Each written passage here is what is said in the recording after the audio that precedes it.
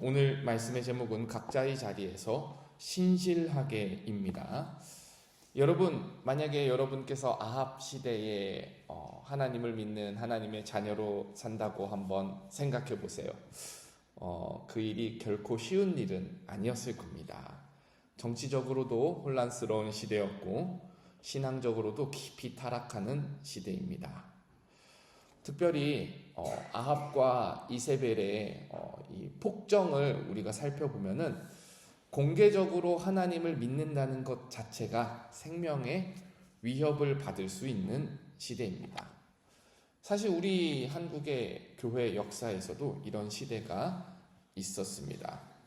그런데 이런 시대 속에서 많은 사람들이 다양한 방법으로 그 삶을 살아갔어요. 첫 번째, 타협형이 있습니다. 어떤 사람들은 아합의 정책에 타협하면서 우상 숭배도 받아들이고 왕의 정책도 받아들이면서 사는 사람들이 있었을 거예요. 마음이 불편해도 그 양심 한번 덮어버리고 어쩔 수 없지 않나, 살아남으려면 시대에 맞춰 살아야지, 이렇게 하는 타협형이 있었을 겁니다. 두 번째로는 회피형이 있었을 거예요. 그 시대를 피해서 떠나는 거죠. 더 이상 이 땅에서 신앙을 지키기 어렵다 생각하고 고향을 등지고 다른 곳으로 떠나는 사람들이 있었을 겁니다. 세 번째로는 투쟁형이 있었을 겁니다. 엘리야와 같은 사람이죠. 전면에 나서서 싸우는 사람입니다. 왕 앞에서 하나님의 심판을 선포하고 바알 선지자들과 정면으로 맞서 싸웁니다. 근데 제 생각에는 이런 투쟁형은 아주 소수의 몇 명이 할 수 있는 특별한 은사예요. 자기 목숨을 걸고 자기 삶을 포기하고 투쟁을 한다는 것은 누구나 쉽게 감당할 수 없는 일입니다. 자, 타협형, 회피형, 투쟁형을 살펴봤습니다. 제 생각에는 아마 여기 계신 많은 분들이 이 네 번째 유형에 속할 것 같은데요. 네 번째 유형은 바로 오바댜형입니다. 오늘 본문에 나오는 아주 중요한 사람인데요. 이 오바댜는 자기 자리에서 드러나는 사람은 아니지만 매우 신실하게 사는 사람입니다.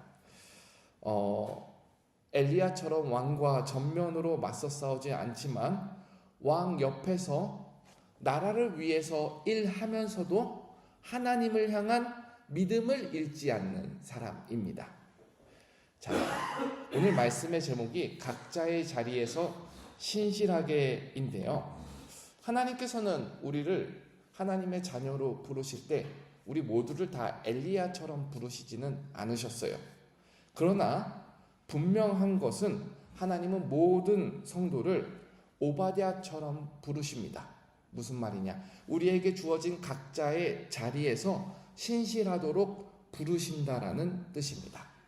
우리 오늘 오바댜의 모습을 보면서 딱 두 가지 기억하고 가면 좋겠습니다. 첫 번째, 악한 시대 한복판에서 하나님을 경외하는 사람이 됩시다. 우리 한번 3절을 봅시다. 제가 3절을 읽어드릴게요. 아합이 왕궁 맡은 자 오바댜를 불렀으니 이 오바댜는 여호와를 지극히 경외하는 자라. 성경이 가장 먼저 말하는 것은 오바댜의 직책입니다. 오바댜는 왕궁을 맡은 자예요. 아합의 집안 살림을 책임지는 사람이에요.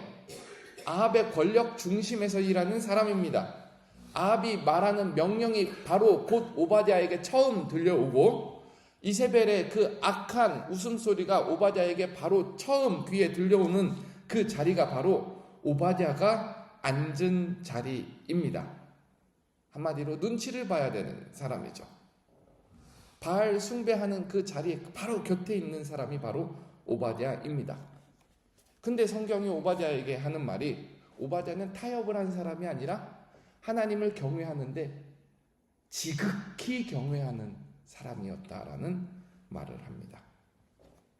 어떻게 그럴 수 있었을까요? 분명히 오바댜는 살기 위해서 자기가 신앙인인 것을 숨기고 살아갔을 거예요. 우리 한번 생각해 보세요. 내가 신앙인인 거 숨기고 살아가면은 나 이거 정말로 하나님 앞에서 정직한 신앙이라고 할 수 없지 않나? 그 비겁한 사람 아닌가? 우리 다 그렇게 생각합니다. 보통 한국 사람들은 그렇게 생각합니다. 그런데 성경은 오바댜에게 신앙을 숨기고 살아가는데 여호와를 지극히 경외하는 사람이었다라고 성경이 인정합니다. 바로 오바댜가 드러나지 않는 자리에서 하나님을, 사람들을 살리는 하나님의 일을 한 사람이었기 때문에 그렇습니다. 우리 한번 4절을 읽어보겠습니다. 함께 읽어보겠습니다. 시작.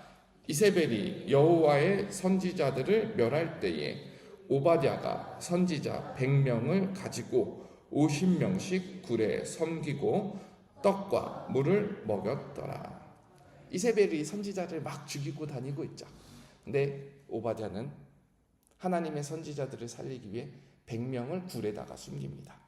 50명. 그리고 자기가 할 수 있는 모든 재력과 자기가 할 수 있는 모든 정치적인 능력을 다해서 이 100명을 기근의 시대에 먹이는 사람이었습니다. 오바댜가 한 일은 엄청난 일입니다. 하나님의 일입니다.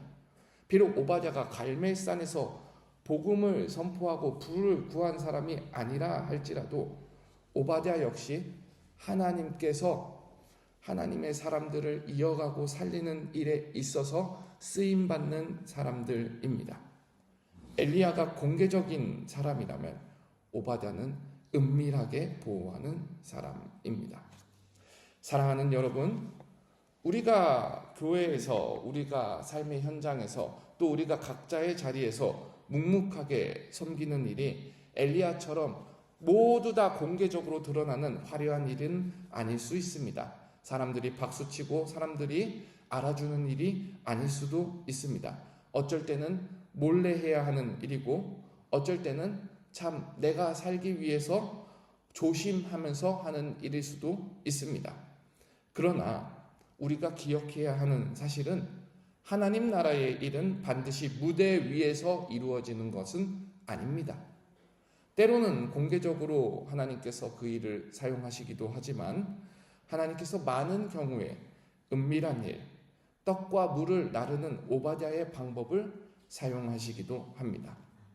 우리 교회에 이러한 신실한 사람들이 많아지면 많아질수록 우리 교회는 참 아름다운 교회가 될 것 같습니다. 드러나는 자리는 아니지만 기도하는 사람, 이름이 없지만 섬기는 사람, 조용히 어려운 사람들을 돌봐주는 사람, 누군가 무너지지 않도록 그 곁에서 손을 묵묵히 잡아주는 사람, 그러나 세상과 타협하지 않고 하나님을 지극하게 경외하는 사람, 그러한 분들이 바로 하나님의 교회를 세우는 줄 믿습니다.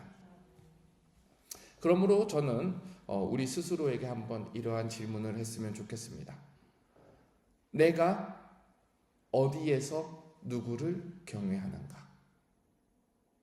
내가 보이지 않는 자리에서도 하나님 앞에 신실하게 살아가는가? 이 고백에 우리가 모두 다 아멘으로 화답할 수 있기를 주님의 이름으로 축원합니다.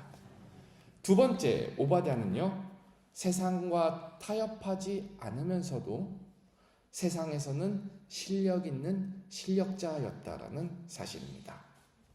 여러분, 오바댜가 기근의 시대에 100명을 먹여 살렸어요. 여러분 한번 생각해 보세요. 여러분이 어떤 공간을 마련해주고 그 공간에다가 매일같이 100명분의 떡과 고기, 물을 실어 나른다라고 생각해 보세요. 보통 일이 아니에요. 하루 이틀이 아니에요. 이 기근은요 3년 넘게 이어지는 기근입니다.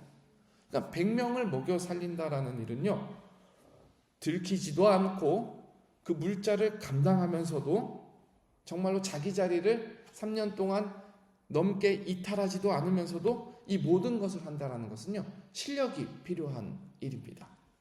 오바댜에게는 바로 그것이 있었어요. 세상을 살아내는 실력이 있었다라는 사실인 거죠. 한번 우리 5절을 읽어보겠습니다. 5절입니다. 함께 읽어보겠습니다. 시작. 아합이 오바댜에게 이르되 이 땅의 모든 물 근원과 모든 내로 가자. 혹시 꼴을 얻으리라. 그리하면 말과 노새를 살리리니 짐승을 다 잃지 않게 되리라 하고. 참 요거 보면 아합이 참 얼토당토하지 않죠. 물과 양식을 찾기 위해서 우리 어디든지 가보자 하는데 아합은 무엇을 위해서 그래요? 짐승들 살리기 위해서 어디든지 가보자 이렇게 말을 해요. 근데 바로 이 자리에서 누가 아합의 고민과 누가 아합의 청을 듣고 있죠? 바로 오바댜입니다. 참 신기하지 않습니까? 오바댜는 아합에게 물든 사람이 아닙니다. 오바댜는 아합과 타협한 사람은 아닙니다. 근데 아합은 오바댜가 반드시 필요한 사람입니다. 이게 오바댜의 실력이었다라는 사실이에요. 아합은 오바댜를 지극히 신뢰하면서 자기 분신처럼 여기고 자기가 가장 어려운 일을 할 때에 같이 하자고 하는 그런 오바댜에게 말을 하는데, 만약에 오바댜가 무능했다면 왕 옆에서 그런 일을 감당할 수 있었을까? 이런 생각이 듭니다. 우리는 여기서 매우 중요한 사실 하나를 보게 됩니다. 하나님의 일은요, 신실함도 필요하지만 하나님의 일은요, 실력도 함께 필요합니다. 여러분, 우리가 오바댜와 같이 모두 각자 세상에서 살아가지 않습니까? 근데 그 세상 속에서 우리는 물들지 말아야 합니다. 근데 물들지 말아야 한다는 것은 세상을 등지지 말라라는 말은 아닙니다. 세상 속에서 우리가 각자 하는 일에서 적어도 실력 있는 사람이 되어야 합니다. 세상의 일을 감당하면서도 동시에 그 세상의 일을 통해서 한 사람을 살리는데 우리의 은사가 사용받을 수 있어야 합니다. 성경은 이런 사람 여러 명을 보여줍니다. 다니엘을 보십시오. 다니엘은요, 하나님을 경외했습니다. 동시에 다니엘이 속한 세상에서 실력으로도 인정받은 사람입니다. 요셉을 보십시오.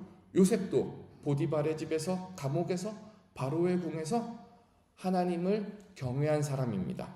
동시에 각자 그 자리에서 하나님의 일을 가장 잘하는, 그러면서도 세상의 일을 가장 잘 감당하는 사람이 바로 요셉이었습니다. 여러분, 우리가 교회가 중요하다고 해서 자꾸 세상을 등지는 사람들이 되면은 안 됩니다. 직장이 있는 분이라면 직장에서 실력 있는 사람, 가정이 있는 분이라면 가정에서 사랑이 많고 가정에서 신실한 사람, 사업장이 있는 분이라면 사업장에서 주여 주여를 외칠 뿐만 아니라 그 사업장에서 하나님이 원하는 방식대로 그 사업장을 아주 실력 있게 잘 운영하는 사람, 우리 각자의 자리에서 우리가 충성해야 될 줄 믿습니다. 사랑하는 여러분, 오늘 여러분을 하나님께서 어디로 부르고 계십니까? 그곳에서 여러분께서 감당해야 되는 하나님의 뜻은 무엇입니까? 저는 우리 여러분들께서 세상 속에서 살아가지만 무엇보다 하나님을 가장 높은 왕으로 모시고, 동시에 세상 속에 살아가지만 세상에 물들지 않고 세상에 실력 있는 우리 그리스도인들이 되기를 주님의 이름으로 축원합니다. 우리 함께 기도하겠습니다.